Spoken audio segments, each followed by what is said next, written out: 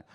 Are our cloud data safe, or isn't that like another voluntary self-leakage? It is, but...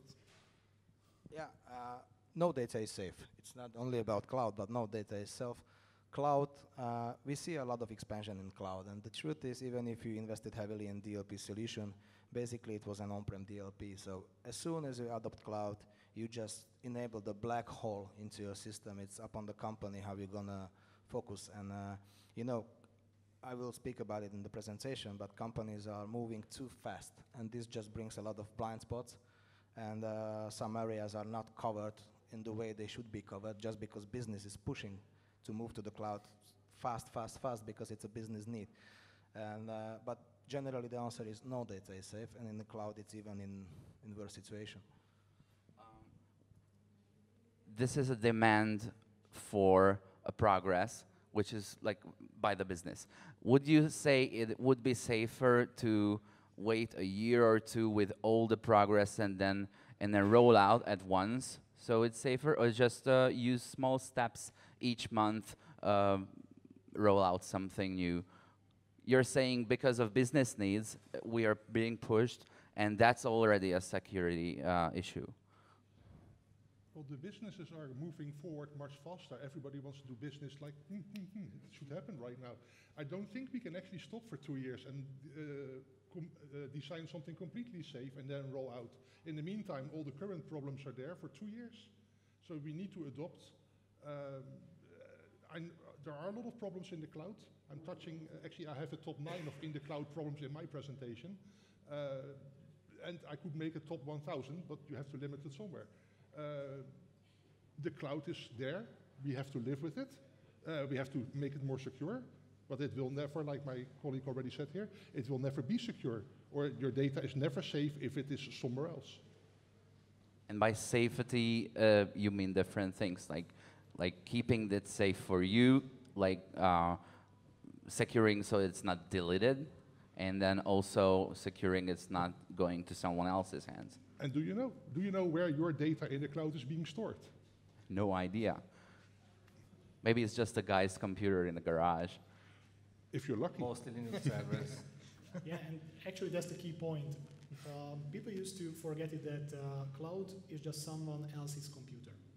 So that's the key. So it's not about timeline, it's about having the proper preparation for moving the data out. There's no problem giving the data out to someone else's computer. Actually, you just have to be prepared for it. It's not about timing, it is about having the proper actions being ready already at the company. And of course, the other question is whose responsibility it is. It's maybe stored in the cloud, but it's still your data. So if anything happens, the customer think if I move to the cloud, it's not my problem anymore. No, actually, it's still their problem as well. So of course, they are thinking, and a lot of them are thinking how to move to the cloud. My question is, who has some exit strategy? What happens if you realize that the cloud provider is not the proper one for you? Do you have an exit strategy how to move out? Once you implement project for a couple of years to move into some cloud service, then it's not so easy to switch it because you just read that, okay, they just had some issue. This is not something you're going to solve next day. I think about like even political consequences, GDPR. A cloud provider may leak your data. You're responsible because it was your data. It's like, whose problem is it? Well, securing it is the subcontractor's problem, but the breach and the business loss is the business's problem, probably. Just maybe we go to the last news.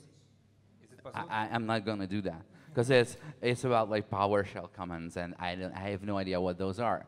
Okay, so which might be a problem. Like, I'm a programmer, but I'm not an IT security expert.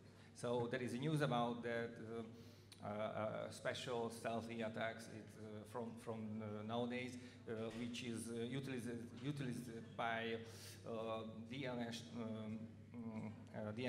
as a exploitation channel and a command and control channel, and all the malicious stuff was written by PowerShell scripts. So all the communication seemed legit. All the endpoint activities seemed legit. So how can we deal with these kind of attacks? Well, the first question is how did it get into the company? But as we cannot stop it, it will probably get in anyway. So the next question is what we do when we assume that something is already inside. I think a good security solution and a good security strategy should be about somebody is already inside the protected domain.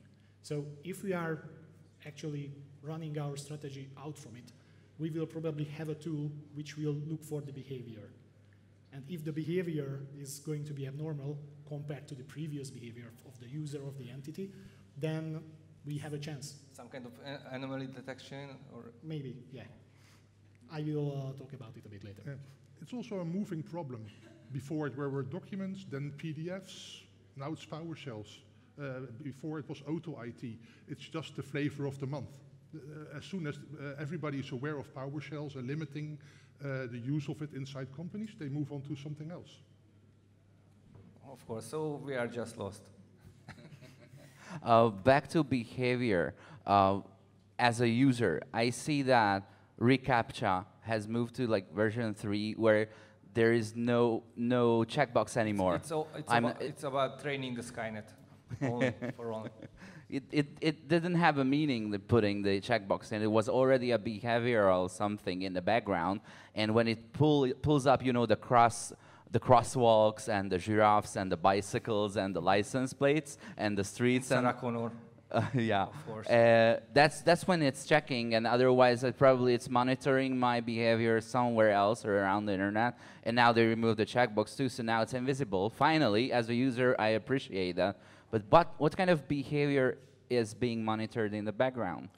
It depends on what kind of behavioral analytics we are talking about. If you're talking about some security tool, then your inside the company behavior will be used as a baseline.